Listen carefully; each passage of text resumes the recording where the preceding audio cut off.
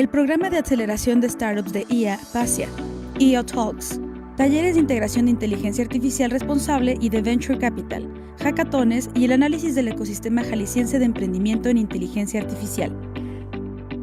FERLAC, por un uso ético y responsable de la inteligencia artificial.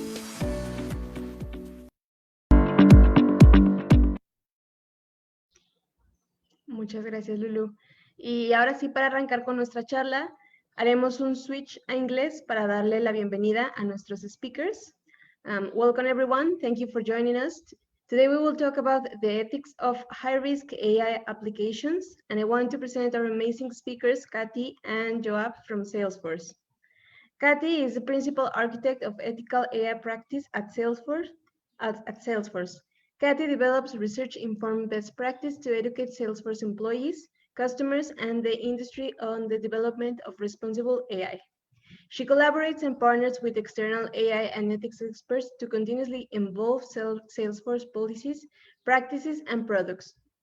Prior to Salesforce, she worked at Google, eBay, and Oracle in user experience research. She received her MS in Engineering Psychology and BS in Applied Psychology from the Georgia Institute of Technology. Welcome, Kathy. Joab helps initiate, embed, and scale industry-leading best practices for the responsible development, use, and deployment of AI. Prior to joining the ethical AI team, Joab worked at Omniar Network, where he created and led the Responsible Computer Science Challenge and helped develop ethical iOS and risk mitigation toolkit for technologies. Before that, he brought to bear his Stanford undergraduate studies in religious studies and political science as a leader and two-time founder of mission-driven social impact organizations. Thank you very much in advance, Kathy and Joab. The mic is all yours. Thank you both so very much. Yoav, would you like to share the slides? All right. So thank you all so much for being here today. We're going to jump right into it. First, let's give just a brief nod to the fact that not everyone knows what Salesforce is. I think we're one of the largest companies that many people don't know that they use or they interact with on a daily basis.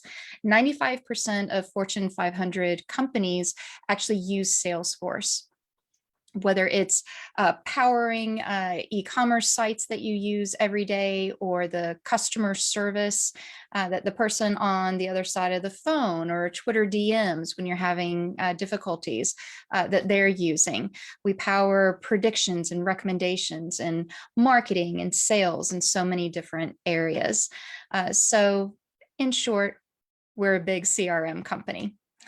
So one of the things that we know is that AI is feared, and probably with good reasons.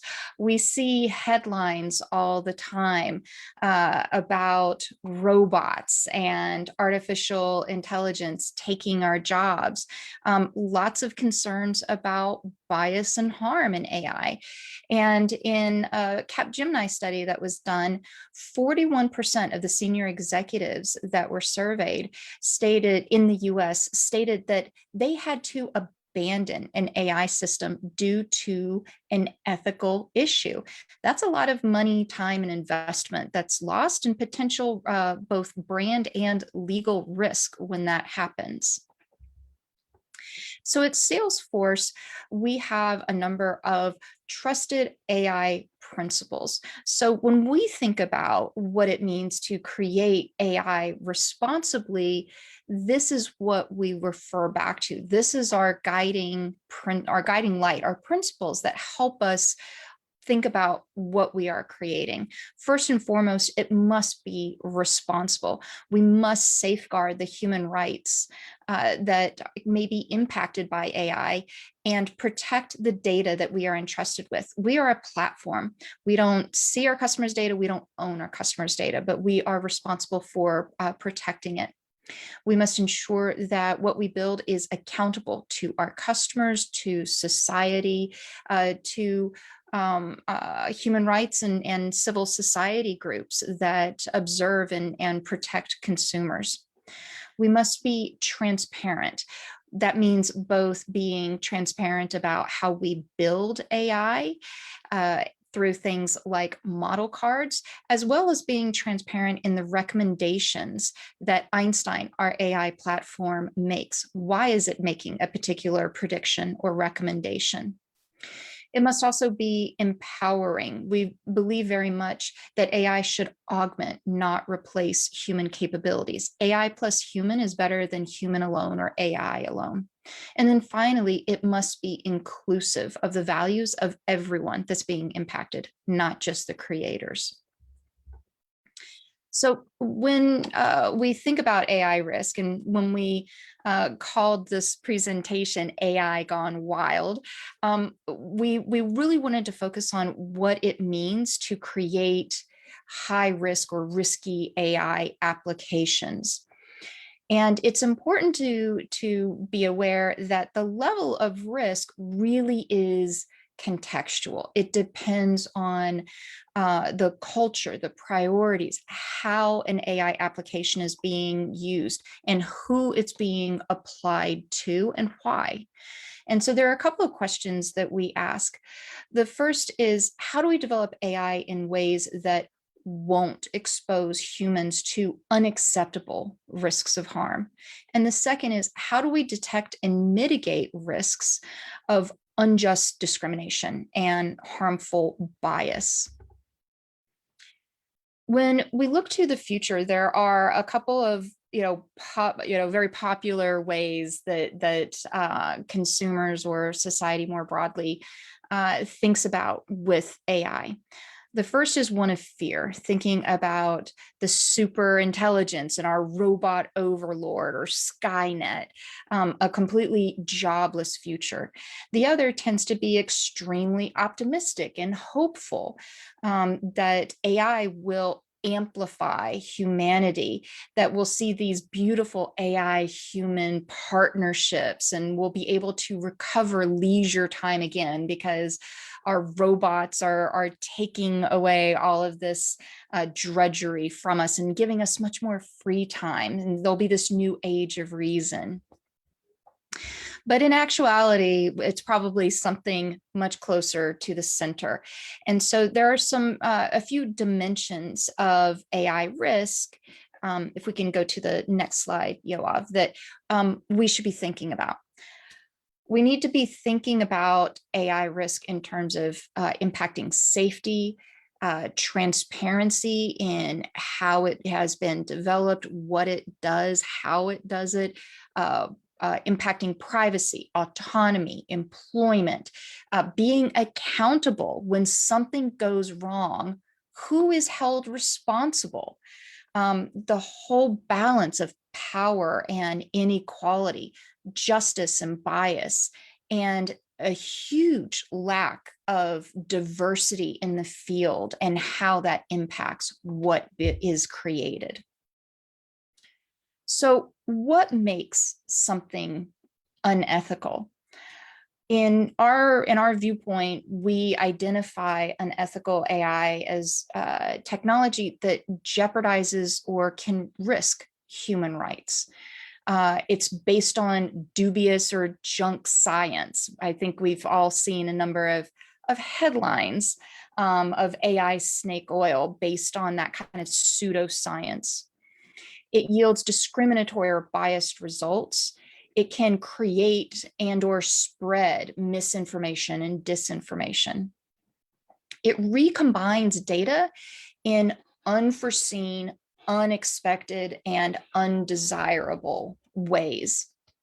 It can utilize proxy variables in unsuitable ways. So proxy variables are those that can represent another variable. So in the US, we have a history of redlining, where people of different races were geographically separated. And as a result of that, postal zip code is often a proxy for race. And so AI can utilize those proxy variables in inappropriate ways. And it can put individuals or communities and society as a whole at risk. And finally, it can compromise, or it does compromise, trust and truth. So I'm going to hand it over to you, Yoav, to take us into the broad areas of high-risk AI that we'll be talking about today. Thanks, Kathy. Yeah, so we are going to look at 3 areas, like Kathy mentioned tonight, that kind of encompass a lot of different types of high-risk AI.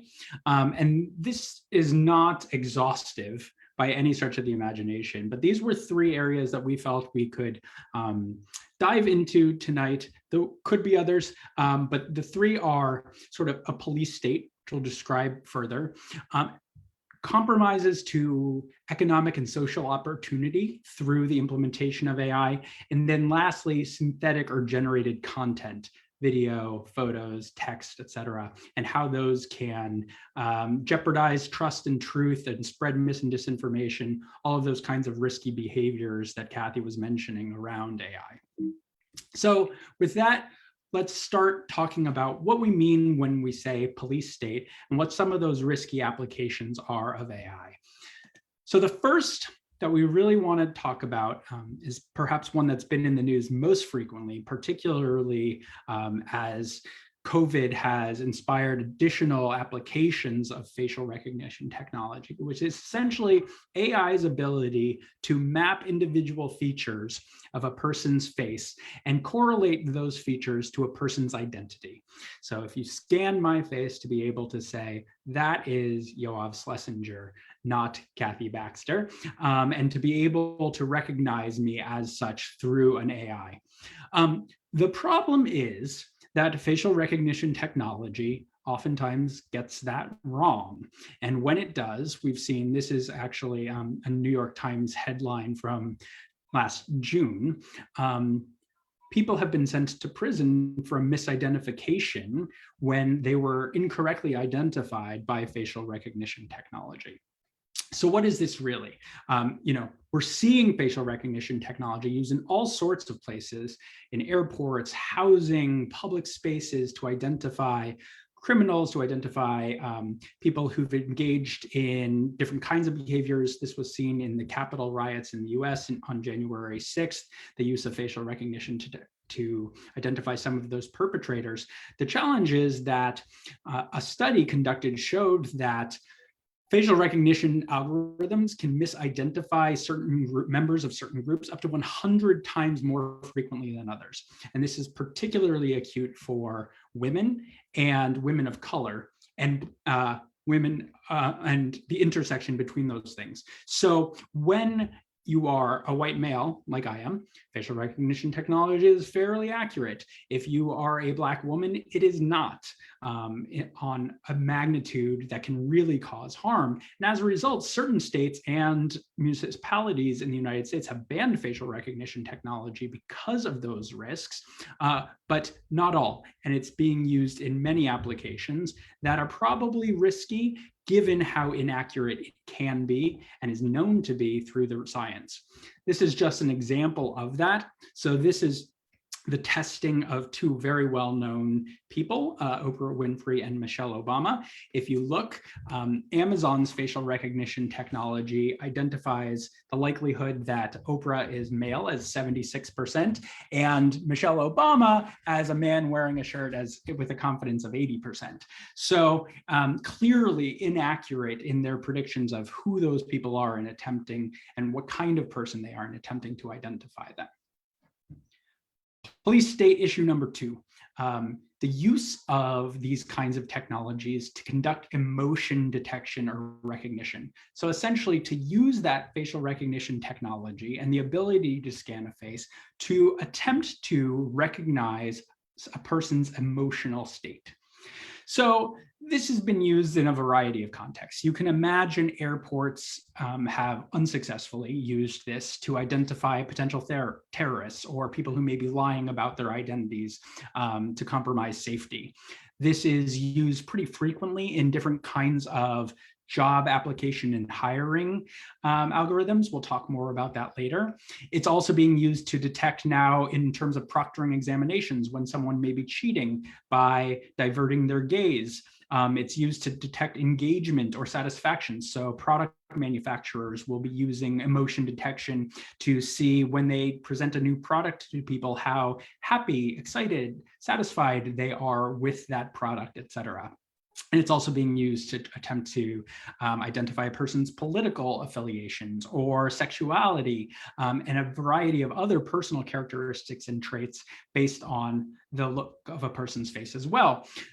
The problem here is, in the same way facial recognition technology is inaccurate or biased, so too is emotion recognition. We know that my experience and my facial expression around a particular emotion is going to vary differently and widely from even my wife's or someone who was raised in the same place as me. It's both social, contextual, cultural, personal, and all those sorts of things. And so even I today might scowl for feeling unhappy, but scowl in confusion tomorrow. And so even a scowl on my own face could register as different emotions. So the studies on emotion recognition technology basically demonstrate that this is one of those areas of junk science. It's just not an application of AI that has any reason or rational grounding in science or fact. And so we classify this as another one of those risky areas of AI to be avoided. Going back, so next area of the police state is surveillance. Again, coupling AI vision and or other technologies, IoT, sensors, et cetera, to identify behaviors, characteristics, travel patterns, et cetera, of people and make judgments based on that surveillance data. So in this case, there's a variety of applications, right? So actually in COVID, we've seen people adopting these kinds of surveillance techniques to identify how close or far people are from each other in a workplace, or the length of time they spend in front of a sink washing their hands, how loudly they're speaking, since we know that COVID can be spread by raising your voice and therefore spreading more COVID droplets.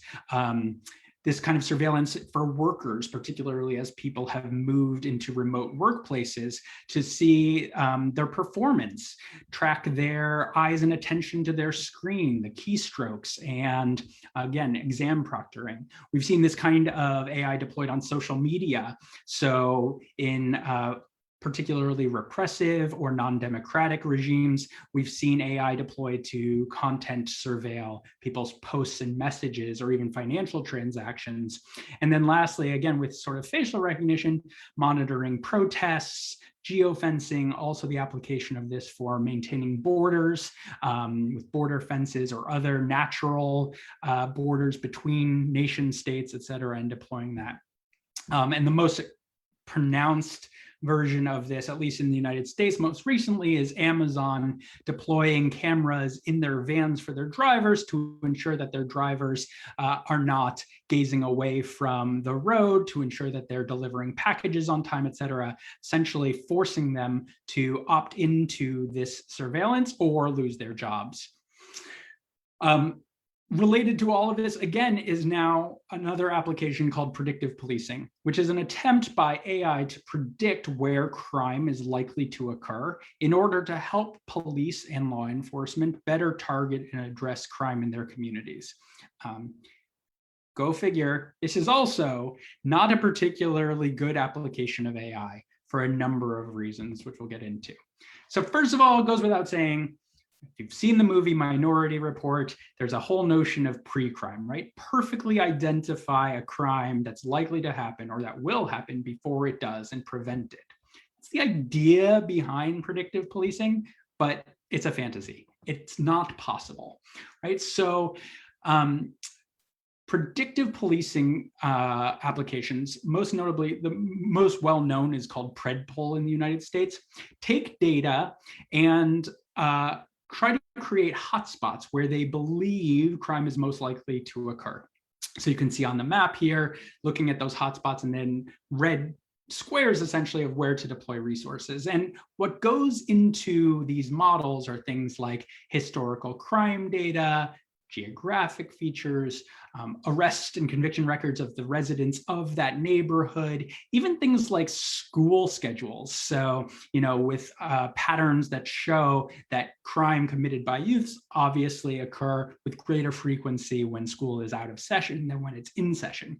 So it's essentially taking these data and trying to say, based on this, where can we predict crime is most likely to occur?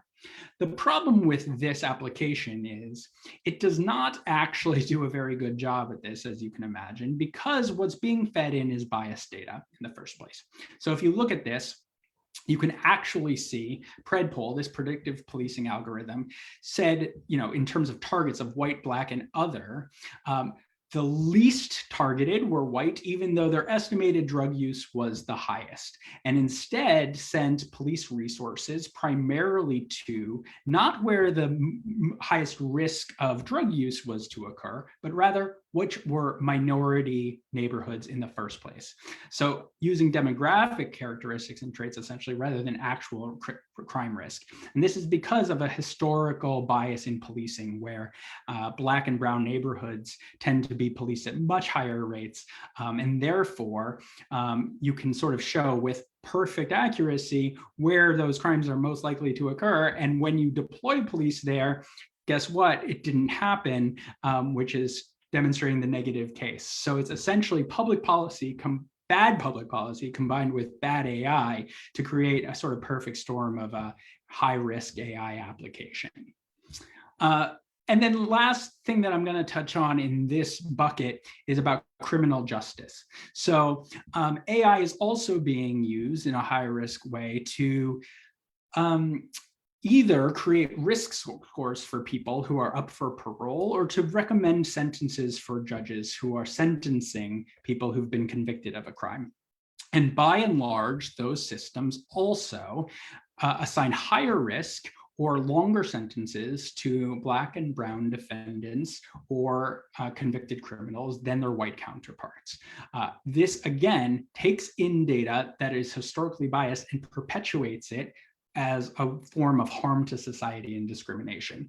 Black and brown neighborhoods, as I mentioned, are policed at higher rates, and those communities in the United States are less likely to be able to pay the fines associated with the crimes that they may be associated with, less likely to be able to post bail to get their way out of prison, et cetera. And so if you're taking into account past offenses as a predictor of future offense, it's simply going to be the case that Black and brown people have been convicted in the past at higher rates. And therefore, if you're using that as a predictive model for the future using AI, it will deny parole for those minorities at far higher rates. So again, we're talking about discrimination perpetuated through a system that compromises people's fundamental trust in the criminal justice system.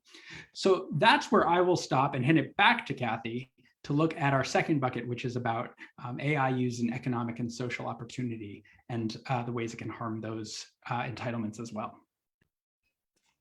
Thanks, Yoav. Yes, so the first one that we're going to go into is speech detection. So I think a lot of us are very familiar with speech detection through all of our smart devices at home, and we probably talk to our phones and have our phones do lots of helpful things for us. And so it can feel like for some people, speech detection is a solved problem. But for those of us with accents, and it's important to recognize everyone has an accent. There really is no one that does not have an accent. There's a baseline that these devices are taught with.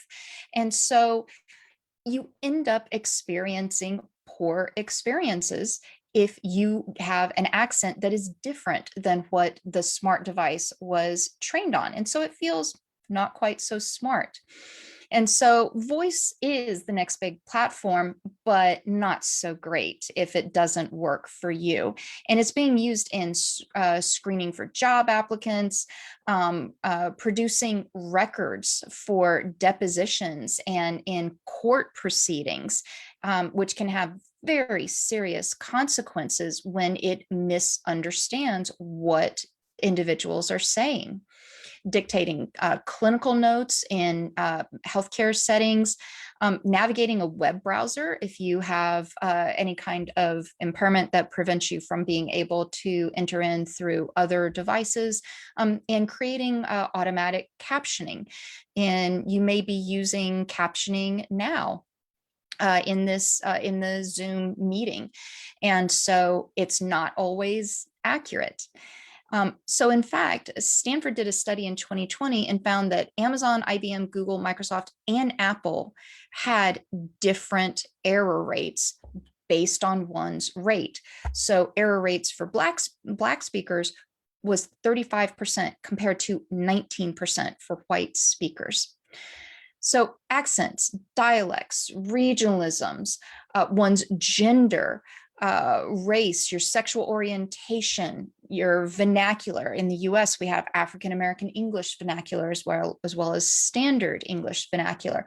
All of those affect the AI's ability to understand what you are saying. And so you end up with this negative feedback loop. If only white users are able to successfully use a service, they're more likely to continue using the product, whereas others will drop off, stop using it. The system gets less feedback. It's not able to retrain and get any better. So now we want to think about healthcare recommendations and predictions. AI can be great. There's huge potential for AI in healthcare, but we find that, again, societal bias ends up impacting AI's accuracy and ability to help everyone equally. In the US, there is real societal bias in how patients are treated, and therefore recommendations end up not being representative of everyone in society. So for example, the length of hospital stays vary by US postal codes. People in more affluent zip codes have longer hospital stays. Those in poorer areas have very short hospital stays. The AI may take from that people in poor zip codes get healthy much faster. They don't need to stay in the hospital as long as those in affluent areas. And that's actually not the case. And so we see bias language in doctors' notes.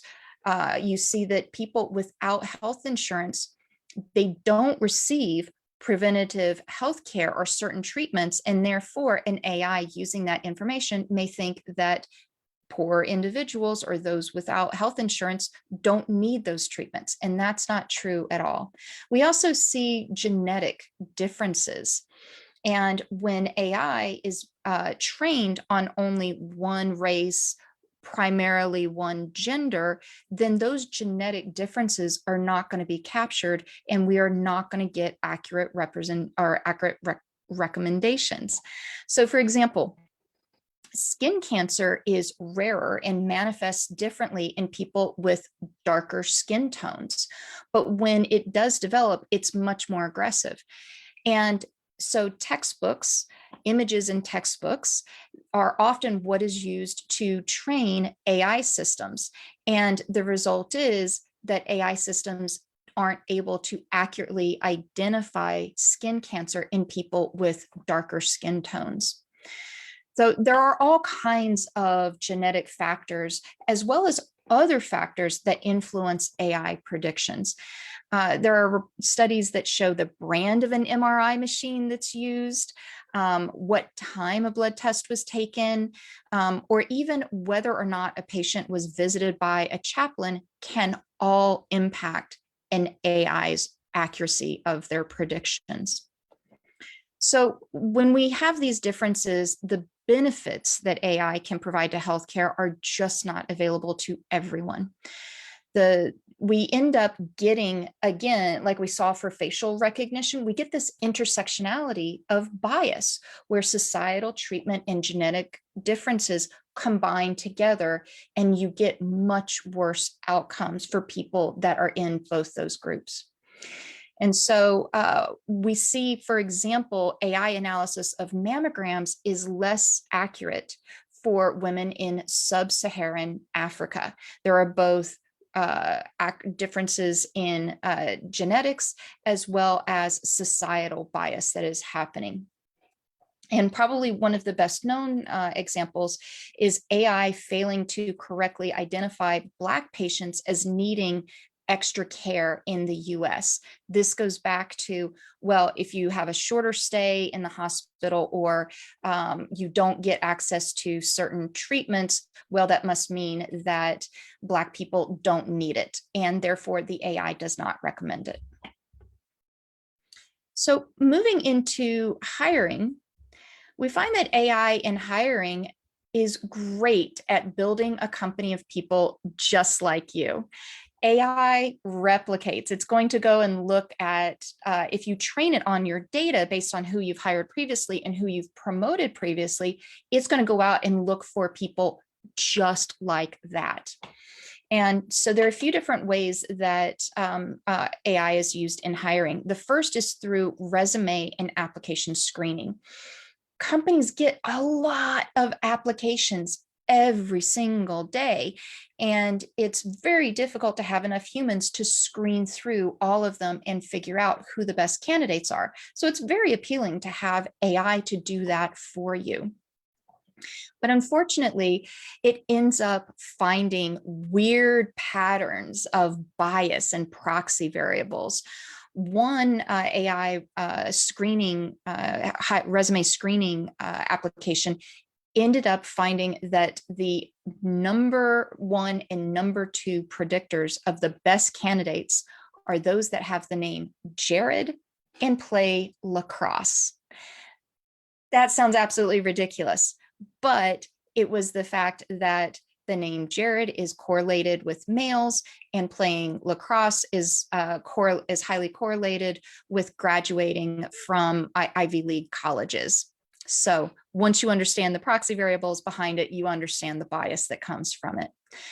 Amazon spent 3 years trying to create an AI hiring system and finally had to abandon it because the system simply would not recommend women for roles. We're also seeing AI being used in video-based interviewing and trying to make predictions about candidates about things like how employable someone is or what their EQ, their emotional intelligence is. So far, Illinois is the only state that is currently regulating AI in the use of hiring, but other states are proposing these bills as well. So there are a couple of different there are many different companies that are doing this, and we need to recognize that all the same biases that come in through facial analysis, voice analysis, emotion detection, they all combine here and end up creating biased recommendations when used in hiring. All right, health and benefits. So AI can deny benefits to the most vulnerable, and we've seen this time and again, and these are only a couple of headlines. So when we take a look at social service benefits, like whether or not you get access to housing assistance or food assistance, US states are using this technology more and more often because it helps them make hard decisions. They think in a less biased way, but that's actually not what is happening. The US government collects more data about the people it engages with the most. So if you have applied for benefits previously, if you're in the justice system, then they're going to know a lot more about you, and that's going to end up being data that can be used against you. All right, let's move on to loans and finance. So you may have heard about the company Apple. They came out with a credit card, and very quickly it became visible on Twitter with individuals men tweeting that they were getting higher credit limits than their wives for these credit cards, even in cases where their wives are making more money. In this case, it was a credit limit 20 times higher than his wife's. But the Apple credit card is only the beginning. We've seen this is also the case, if we can go to the next slide, Yoav. We've seen that this is also the case in terms of mortgage applications, so getting loans for houses. That there are huge discrepancies in the denial rate between white, Asian, and Black applicants. And it turns out that there are proxy variables at work here. They're not using race as a factor in deciding, but they're using things like credit scores or debt to income ratios. And these are proxy variables to race. All right, I'm going to hand it over to you, Yoav, to bring us home. All right, third bucket, generated content, my favorite area. So as I told people, we're going to look at some deep fakes here. So let's talk about synthetic content first. What is synthetic content? Effectively, AI learns what a person's face or body looks like, and then based on that training data, and that amount of training data is coming down significantly. A few years ago, it required 15 to 20 hours of training data. Now it's just a few hours. It can create incredibly realistic versions of well-known people, even me, if this were recorded. Customer service bots can pretend to be humans. And primarily this can be done to create videos of people saying or doing things that they didn't say. And this is a very serious threat to truth, information, science, democracy, etc. And why? Well, I'll show you. So let's take a look at the first example.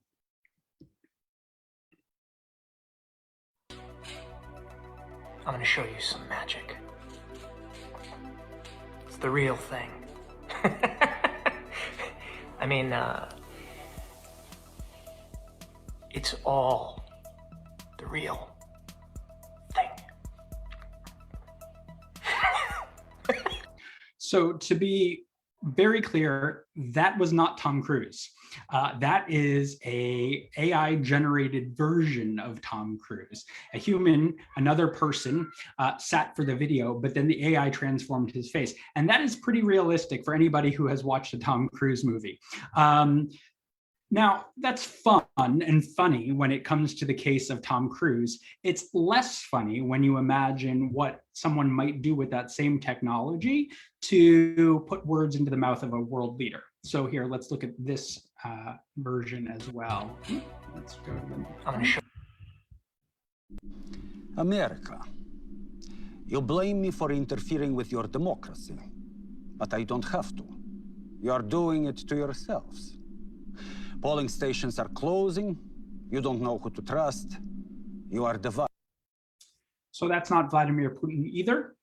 But you can imagine certainly that if a video like that were released on the eve of an election or used to perpetuate mis and disinformation about an election, or even to announce a nuclear attack that didn't occur, there are very frightening applications of deepfake technology that we should be very concerned about.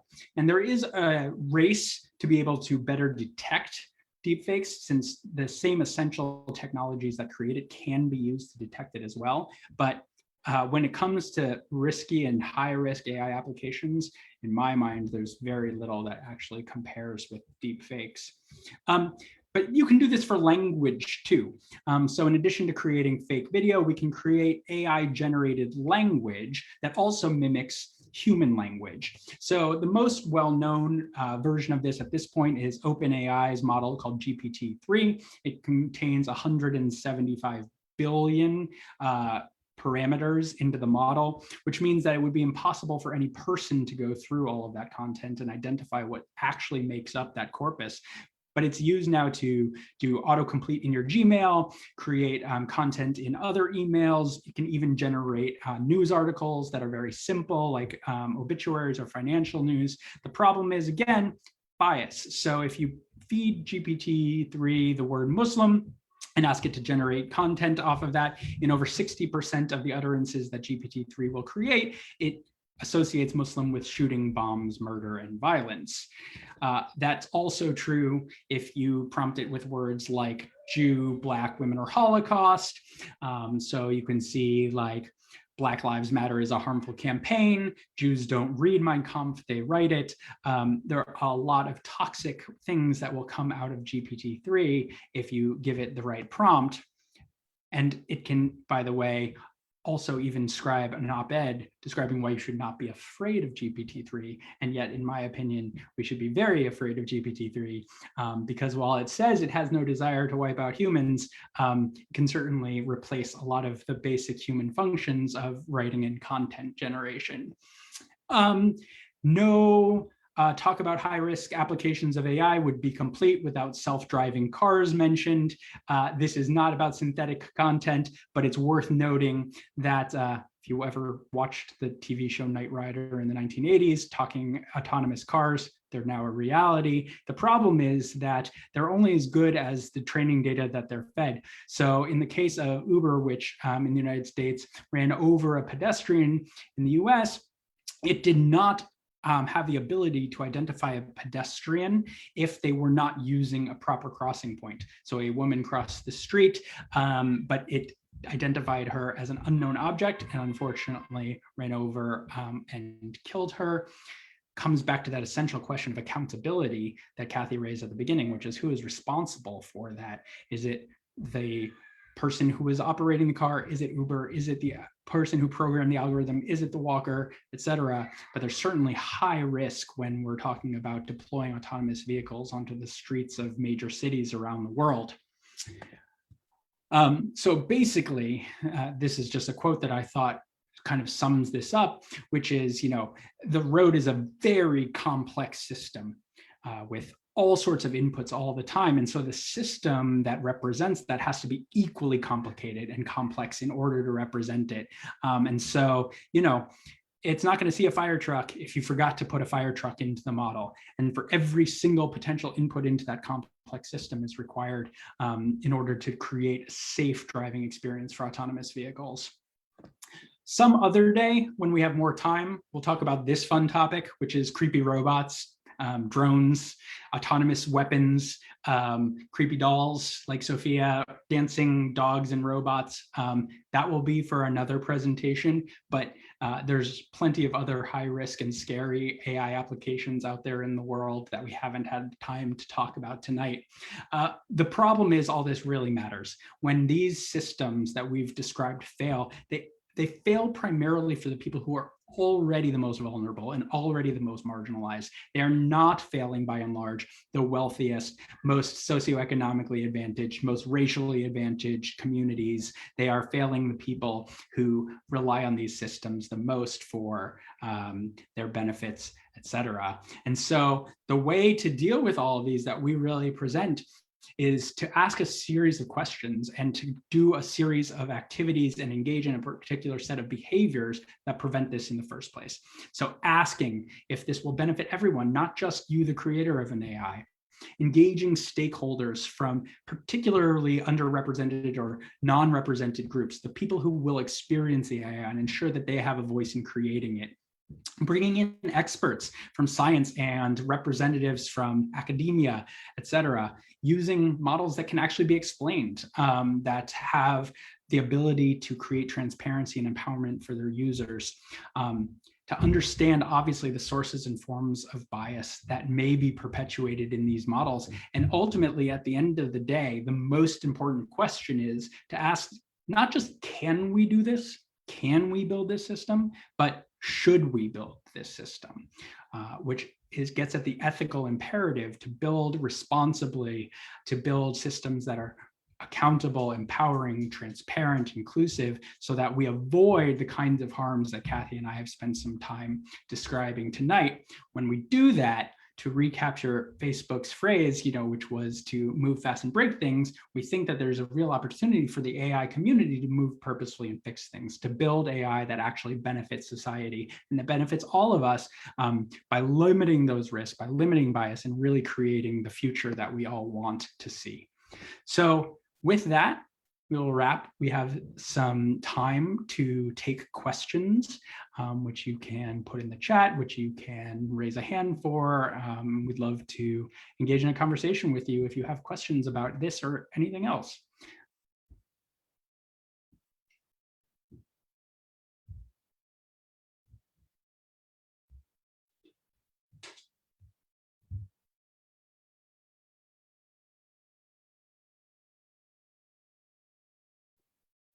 So there was one question in the chat that I responded to, asking if it's legal to use this type of technology. And so I put into the chat 3 of the related technologies or applications that are banned in the state of California. There is not a federal law against this, but definitely hoping to see at a federal level some of these restrictions put in place. And we're all waiting to see the EU AI regulation. It's been leaked. It will officially come out on April 21st. I don't know if the legislation that's been leaked is the actual draft that's going to be shared out, but we'll be very curious to see what the EU proposes in terms of deep fakes and many of the other high-risk AI applications. So I see another question here. How can we make AI better and unbiased data? Would you like to grab that one, Yoav? Sure. Well, we could spend a whole session on that too. First of all, it's important to recognize that there will never be data that is unbiased. Every data set, every AI model or algorithm will have some amount of bias built in based on the decisions of its creators. So even just the process of which data do I think need to be unbiased, even just the decision of what data do I include, is already introducing some human bias into that decision-making process. It can also be introduced through representation. Who is actually contributing to that data set? It can be introduced actually once the model is deployed. So there are a lot of entry points into which bias can creep into a model. In order to limit it and to mitigate it, there are a set of steps that you can take. And there are some mathematical definitions of how to identify different types of bias and strategies for remediating it. So the first question is to look at the data itself and to see if it's representative and diverse and incorporates all of the different kinds of people or speakers, et cetera, that you would want to include. So for example, in speech recognition, you want to look at that data set and ensure that it has people of all ages, of all with different accents and dialects, et cetera. If they're not included in the data set, it just won't recognize their voices. And then once that system is deployed, to be able to test it on speakers, for example, of that as well, to be able to identify places where it may be unfair and may be perpetuating bias. All of this just takes work, commitment, and effort to doing it. It's easy to deploy an AI system. It's hard to deploy an AI system responsibly.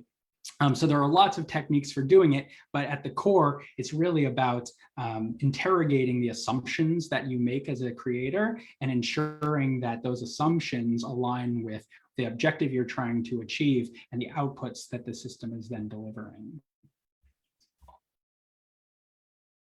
All right. Maybe we'll go to somebody with who wants to ask a question live. Francisco, I see you have your hand up.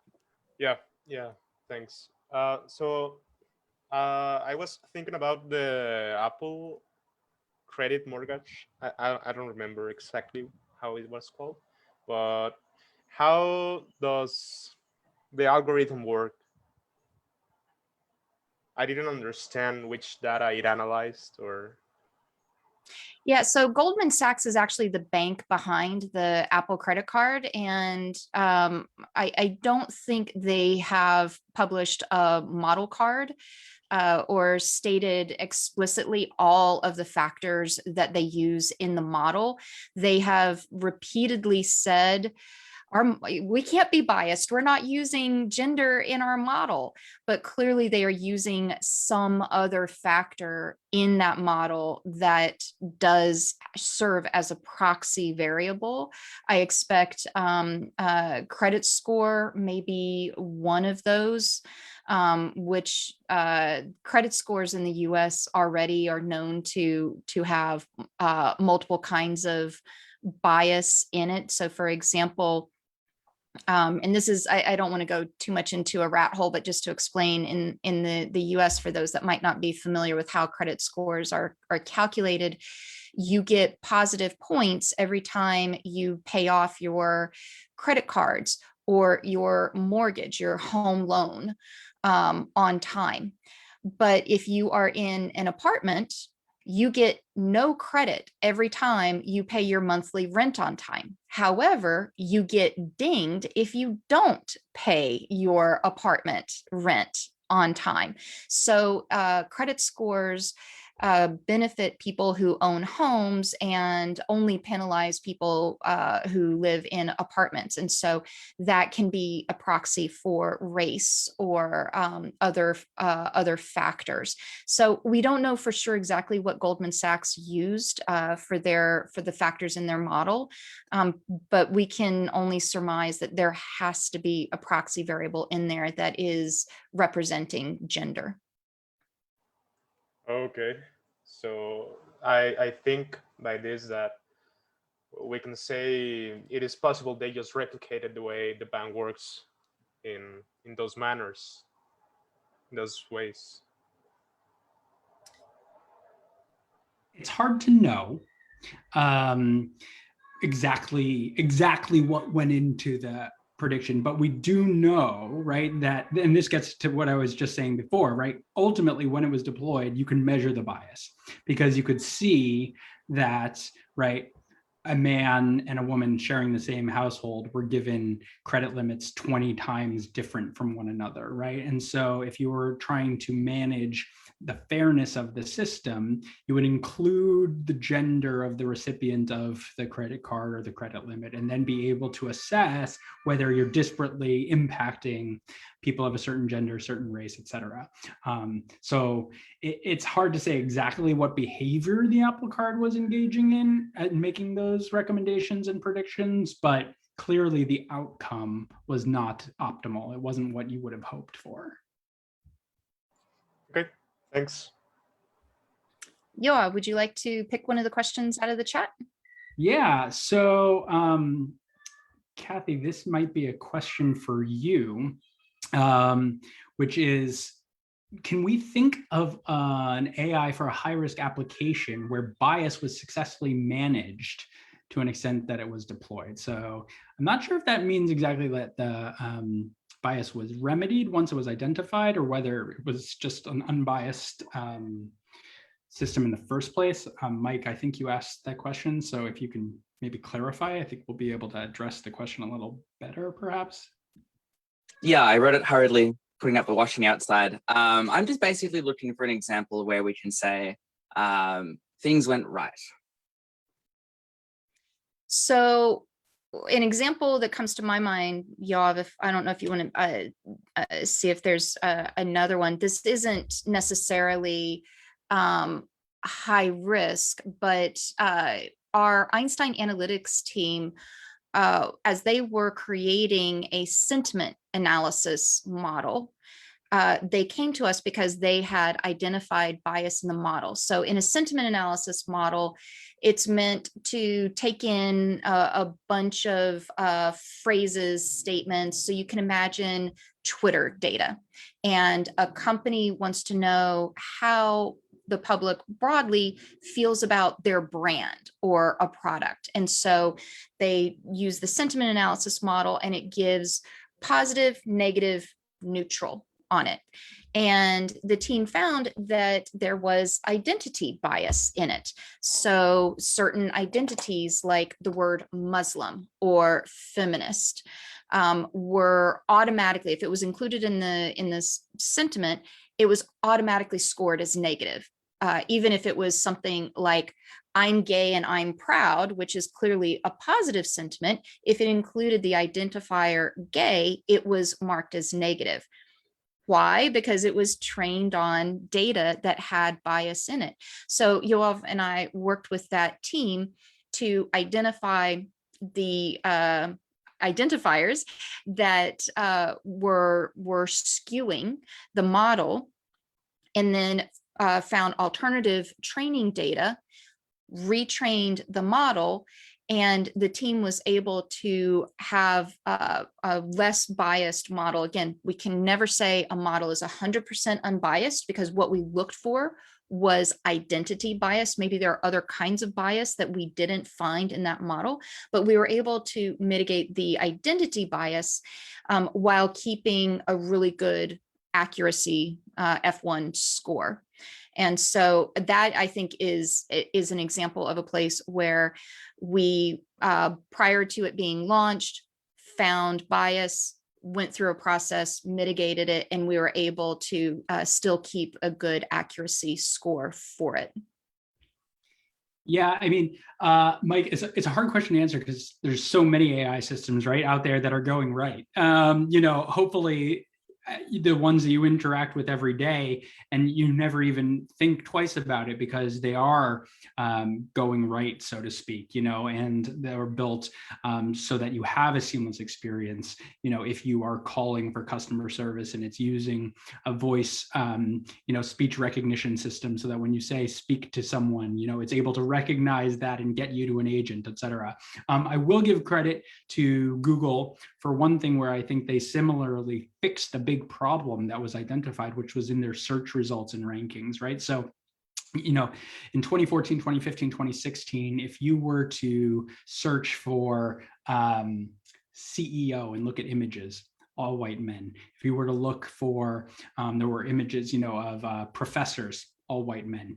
If you were to look up 3 Black teenagers, you would get a search result that showed 3 sort of incarcerated Black teens, as opposed to 3 white teenagers where they were out playing soccer, right? Just like wildly biased and skewed search results being served to people based on different characterizations. And there was actually a book written about this by Safiya Noble called Algorithms of Oppression, that talks about the automated version of search results creating these kinds of systems.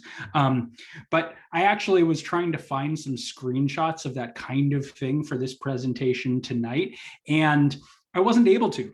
As I went to search for CEOs and professors and Black women and all chefs, pilots, whatever terms I was able to go and search for, it was actually an incredibly diverse and representative set of images on most of those things. And so I was actually really impressed, and unable to include search as one of my risky AI applications as a result. So there is definitely a sort of feedback loop in the conversation around these things as a society, where when bias is really visible, there are opportunities for the people who've created it, if they're interested, to remedy that. And those strategies I was talking about mitigating bias before can be employed for the folks who want to do that.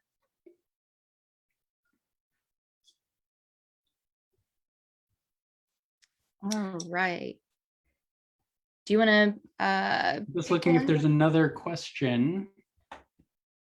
So there is one about using AI to prevent violence against women.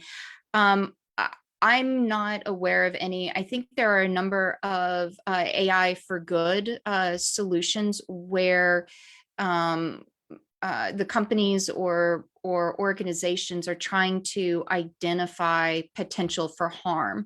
So finding threats in social media posts, or trying to predict, is someone likely to commit suicide, again, based on posts that they are posting on social media. This is obviously a very tough area to be able to discern individuals. I'm trying to remember what they call them. There's like the wolves and there's something else. So like individuals that are simply, I don't want to say simply, but they are posting a lot of hateful content, but they don't actually intend to act on it. And the other group, which is they are not only posting about it, but they are moving from words to action. So there's been a lot of research in that area in trying to use AI to be able to pick out these two groups, because you don't want to go sending police to a bunch of individuals who are just the jerks and the trolls on social media. You want to send them after the individuals that are actually going to act upon it.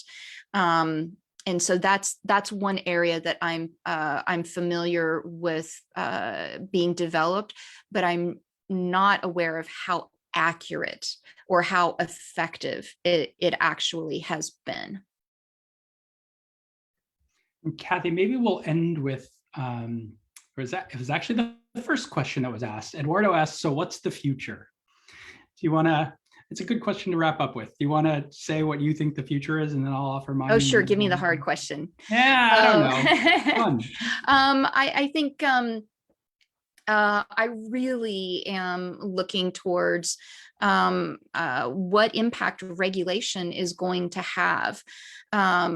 We saw GDPR had a big impact on how companies globally, not just those based in Europe, how they handle data and consumer privacy. And so I'm really looking, really interested to see, can similar regulation on AI, can we see a rising tide lifting all boats? Will this actually have an effect to improve some of these really horrible applications of AI and bias that it's causing? How about you, Yoav? Yeah, so I don't think we're headed for the Terminator Skynet version of the future.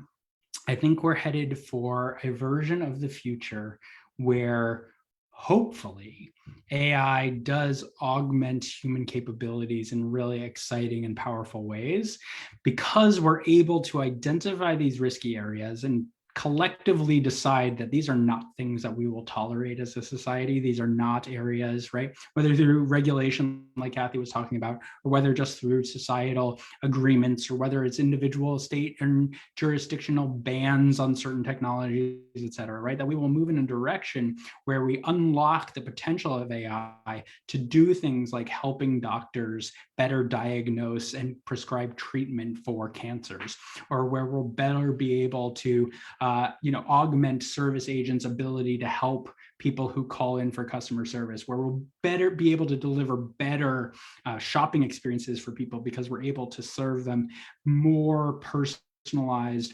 experiences without compromising their data and security, et cetera. I think there's a lot of opportunity here, but we have to keep our eye on the ball for what are the positive uses of AI and how do we limit the kinds of harms we've been talking about in order to unlock that potential and keep us away from Skynet and keep us away from the harms of the dancing dogs. So anyway, that's my version of the future. Lulu, Fabi, do you want to wrap up? Yeah, I'm actually like, I believe everyone here is very excited with all the words you're saying. So I really don't want it to end this session. It was really, really interesting. And yes, exactly like Eduardo is saying, very interesting. So thank you very much. And we are heading to the third AI talk and the last one with these 3 talks that we have. And it was really great talk, and thank you very much. We'll see you soon. Thank you for having us, everyone.